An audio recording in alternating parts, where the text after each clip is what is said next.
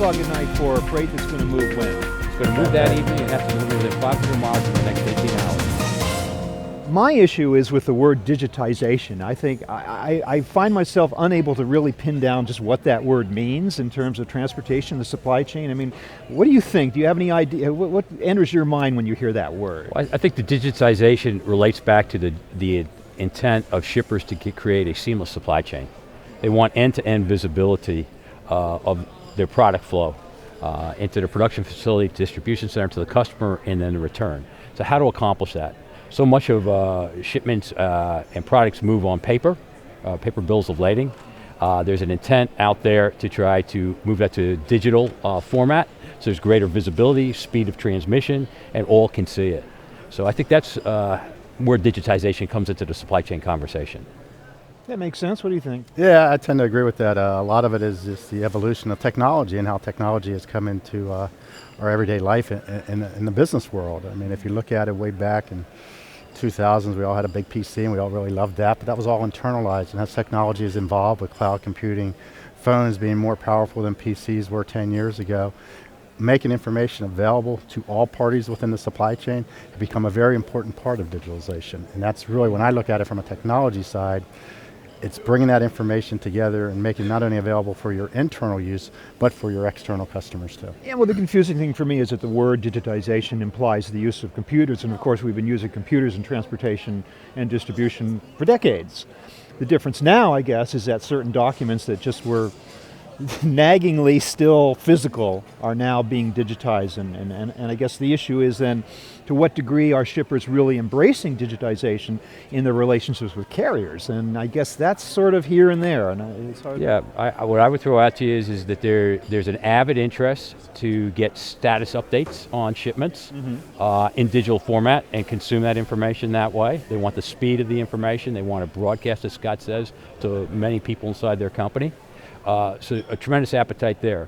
But when they are tendering shipments to a carrier, what you tend to see is a break in that digital supply chain, because now all of a sudden they revert to a piece of paper, creating a paper bill of lading to then hand off to the carrier, who then has to transpose that information and digitize it again within their company to execute the shipment. Yeah, I guess you find that with shippers, right? It can be a little frustrating sometimes. Actually, digital is kind of a key buzzword nowadays, which is actually good.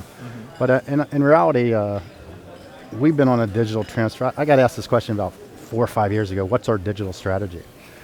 And I had to think back, and we kind of been on this strategy probably for the last 10, 15 years, and getting that information available. Telematics became available in the trucks. If in reality, that's the first part of digitalization. You're starting to be able to communicate with the driver in real time, driver communicating back to you. Has that evolved? We've been able to use that digitalization to deliver more value to the customer and be able to provide them, as Jeff mentioned, with the status updates real time. Okay, the driver just did the pickup, the driver did the delivery, the freight's being line hauled between our terminal networks, and providing our customers with proactive notification. In my mind, that's all digitalization, and now the question is, where do we go with digitalization? How do we fix the gaps? We've had a vision from a company side to be a virtual transportation company. And to me, that's digitalization. And what do we mean by that?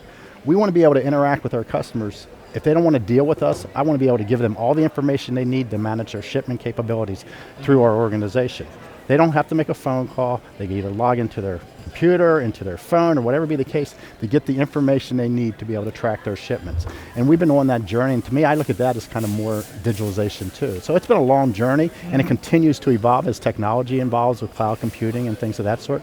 It's making the information more and more available. But you just made an incredibly compelling case. And yet here are these shippers who are still a little bit hidebound in their relationship. What is it, a question of just prioritizing IT projects, or just not really understanding the benefits? Well, I think carriers have not done a good enough job, candidly, of explaining what the importance is of getting digital bills of lading and what the benefit is to the carrier, and potentially longer term what the benefit back is to the shipper. So the advantage of a carrier getting a digital bill of lading, it's twofold. One is there's an accuracy improvement in terms of you're not transposing numbers and routing a shipment incorrectly to the wrong place, that you can automate your back office process and take cost out that way. But probably the biggest benefit comes from a planning standpoint, because oftentimes a shipment is packed and ready to go at 10 o'clock in the morning. The bill of lading could be transmitted electronically at 10 o'clock in the morning, and a carrier could use that information to plan their line haul operation that night, 6 hours before they're making the pickup. Today in our present world, 10,000 out of 14,000 shipments that we pick up every day, we're getting that information about 6 o'clock at night when our drivers bring the pieces of paper bills of lading back to our terminal. 6 o'clock at night for freight that's going to move when? It's going to move that evening and has to deliver within 500 miles in the next 18 hours. We like to call it next day service, but in reality it's a half day service. It needs to be delivered within about 12, 15 hours when we pick it up. Yeah. So again, picking up that, planning is a key to performance and execution. If we understand how many line hauls we need to run in a certain lane that night, we may either add a schedule and improve service, or reduce a schedule and reduce cost. So we know that there's a real bottom line impact to PITT OHIO of getting this information earlier. And candidly, we're willing to gain share that with our customers who become our best in class type shippers in the form of reduced freight rates. Well, there you go. I mean, there's a message like what is in it for the shippers, and we were all talking about what is in it for you guys, but you've got to make it clear to the shippers is where the benefit is for them. And now you're saying that there really are. Well, there's a monetary benefit, but there's also the service benefit. Yeah. Because if we understand what we're going to be handling that night, we can plan the appropriate resources, and our on-time performance is going to be only that much better. I wonder if it's possible to say like what percentage of your customers actually do this digitally and don't? Is there a rough number or something? It actually varies by what you're offering. For example, let's kind of take you through the journey here. I mean, as soon as we started tracking our shipments on a real-time basis, and communicating that out, customers had to sign up for a feature called proactive notification, and that went boom, and guess what? We were telling them too much, so it went back down. So they want to be selective of when they're getting their information at that point in time. And then we started out, let's say back in 2005, 6, everyone was starting to get invoices electronically, from your home, your cable company, utilities. So we put an initiative in place, let's do electronic invoicing. That's a form of digitalization too. My goodness, within a year we had 90% of our customers signed up for digital invoicing. Very accepted towards that mode of receiving their invoices. And that stays around the 90-95 percentile, which is great. And on the digital bill of lading, that's kind of where we struggle. We're trying to get customers to give us that information electronically for all the reasons that Jeff discussed. But we're only about a 10-15% adoption rate. And out of that 10-15% adoption rate, probably 5% of the bills you can actually use as they come across digitally. So really? we got a lot of work to do there, not only from a customer side, but then also from a carrier side. And I kind of like to always think of it as how can you get transportation raised to the boardroom from an investment side? Kind of like last year. I mean, every time you picked up the paper last year in 2018, transportation was a boardroom discussion. Well, it becomes one when you have capacity crunches, when you have prices rising, when you can't get the right trucks, all of a sudden the board starts caring, right? But when things are smooth and everything's fine, they're probably saying, you guys are doing fine, we'll worry about so-called higher level stuff. And the question is, how do you get that conversation up to the board level and keep it at the board level from an investment side? I mean, last year, as Jeff talked about gain sharing, we did a customer summit, and we had about 12 customers come in and just talk about the state of the industry and shipper of choice and all that kind of stuff. We put an incentive out on the table out of those 12 customers. If you start giving us electronic bill of ladings, we'll share this with you. And it was a pretty decent proposition.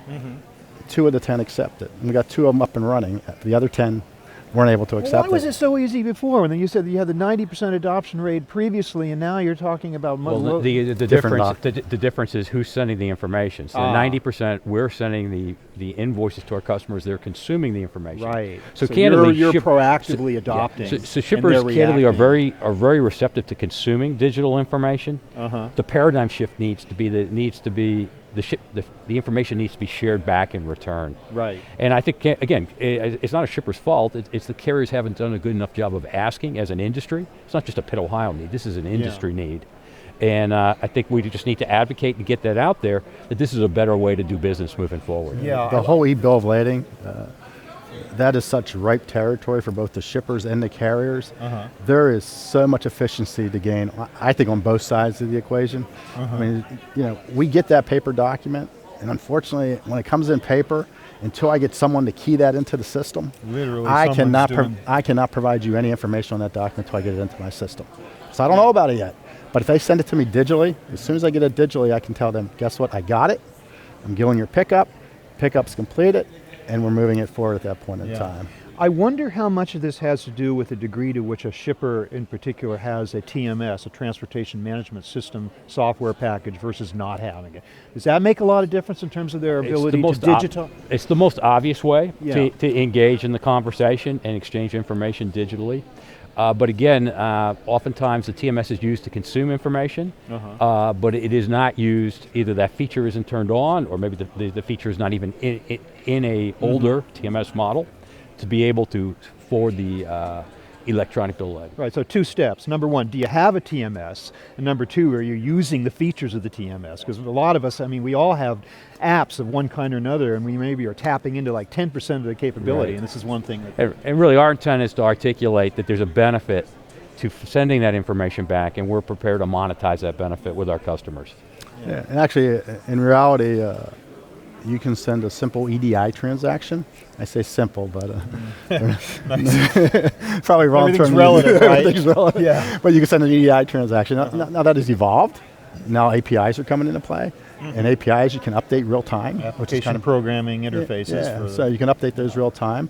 So as the technology continues to evolve, I think it becomes easier and easier to communicate back and forth and communicate updates back and forth. Because in fairness to the shippers, their business changed during the day. What they thought they had at noon actually changes around 3 when we come to the pickup. So they're a little hesitant about sending that information out. But the more information I can get up front, the less back office we both have to take care of, and the sooner I can get it in the system, we can start our whole process. Yeah.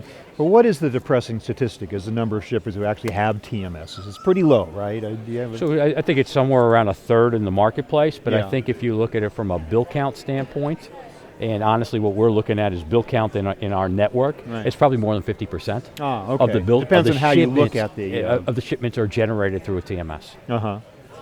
So I wonder, are shippers waking up to the glories of TMS and by association the glories of digitization of their bills of lading? Or, I mean, what kind of progress are we making here? I think they're waking up to the value of the TMS. I don't think they're there yet on the digital bill of ladings for one reason or another. I'm not really sure why, but it just seems to be a piece of the puzzle. If you talk about one gap in the digital supply chain for transportation, it's the bill of lading. Guess what starts the whole shipping process? The bill of lading. You would think.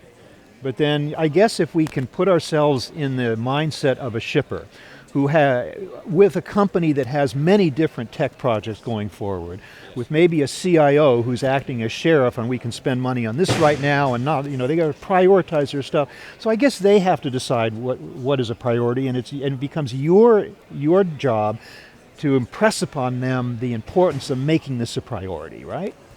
Absolutely, and I think that's really the intent of our conversation in terms of creating awareness that digital bills of lading can help shippers over the long term reduce their transportation costs. Yeah. Can you imagine in our world, and it's done out there in the business to consumer world all the time, you go in, you place an order, you never talk to a sold, you track that order online, and then you finally get it delivered. That's the ultimate where we want to go from a carrier-shipper relationship. I can't really imagine that, but whatever. I mean, that's a real dream. I mean, it happens in the business-to-consumer world all the time. It does. It does. Why can't it happen in the B2B world? Yeah, but I mean, we're putting so much of this on the shoulders of shippers in this conversation. There's probably something that carriers need to be doing too, do a better job of. I think there are 2 aspects. One of them is that as we talk about creating that virtual transportation company, the mundane items in terms of shipment status updates we're performing today, but there are gaps in our conversation today with our customers on a digital basis around exception reporting. So explaining that a shipment isn't going to deliver today but will deliver tomorrow. We're working on creating that capability to make the shipper aware of that. Just this past year we deployed Delivery Track, which is a last mile update, which allows the shipper or his customer to track the shipment in the last hours before it is actually delivered and get an ETA on that day of delivery. Down to like the hour or the minute? Down to the hour? Okay, within the hour? Down to the minute, to be honest. It's a pretty cool feature. That is fantastic. It just came, in our whole digital conversation last year, we realized we had this capability, but we never deployed it. And it's for the last. You're not turning on all the features yourself at some time. Sometimes you just don't think of them all the right time. Right. And then once we can get that digital bill of lading, the next thing we need, that we know shippers are asking for is, can you tell me when that shipment's going to be picked up? Yeah. Okay, and once we get either the advanced shipment notice, or we're working on that capability as well. So we realize there are more areas that we can give better status updates. We're probably 85% of the way there already. But as Scott says, the biggest opportunity is consuming information from our customers. It's consuming this digital bill of lading. Yeah. And in all fairness to the shippers is, one of many carriers are using, so if they're getting this information from everyone, they do really just want the exception reporting. Tell me when it's not going to work, for sure. Yeah, no one's sitting in front of a screen tracking, mile by mile the progress of their freight. They don't have the time or the capability or the desire to do that. Yeah, but with APIs, it's pretty cool. I mean, it's pretty neat technology. We have a customer, actually, as we're updating our system with statuses, we're feeding their systems with statuses. So he knows everything I know, and his customer service agent knows everything we know. And you know why they do that? Because when a customer calls in and they want to know about where's my shipment at, they don't want to put them on hold, or they don't want to go to our website and check it. They want it into their system. To me, that's where we really want to go long term, is be able to integrate the carrier's data into the shipper's data. So if you're the shipper, you're talking to your customer, you know what I know at that point. And no one should be calling in anyway in an ideal world. You should be able to access that information Except for digitally. escalated issues. Yeah. Okay, that would be the exception. And there'll always be some. That's the nature of transportation. Sure, things that but are they're beyond kept to your a minimum, control and also. we need human intervention. But the mundane things should be automated. Yeah. And we're a very people-oriented business. So, I mean, we still staff a customer service area, receptionist area. Every day during the hours of 8 to 5, you will get a live voice most of the time. So we don't believe in the IVR type technology, but at the same time, we want to try to change that mindset, but we still want to be a very touchy organization. If I could do that virtually through digitalization, great. Do you think that's the state of the art of carriers in general these days, or do you guys consider yourselves to be a little bit... I think the marketplace is disparate there. We may be more on the cutting edge in terms of using technology to take cost out, but the truth of the matter is a digital bill of lading is extendable to many carriers in our industry. And if a shipper can achieve better pricing with PITT OHIO by offering us a digital bill of lading, they'll be able to do the same with our competitors. Yeah. And technology is one of those things. I mean, we might deliver this delivery track, guarantee our customers will deliver it 6 months later, a year later, our competition. I mean, it's always a catch-up game. Someone gets something out there, someone sees it, says, hey, that's a good idea. Yeah. Let's do it too. So, you're never really that far in advance, but as we continue to move this e-bill of lading, this digital bill of lading forward, which is the biggest gap between a shipper and a carrier relationship, the good news is the industry's starting to talk about it a lot more. Yeah. Well, and I think we'll make progress. It's going to take a powerful message you guys have for shippers, and the idea of gain sharing, that everybody benefits. And maybe I would propose that you guys have these T-shirts made, and you could say the T-shirt says, a digital shipper is a shipper of choice, because the shippers need to be that, especially when times get tough and there's capacity crunches, and so maybe you ought to put that message out there. Maybe even on the side of our truck. There you go. There you go. Free advice. Thank you. No charge, right?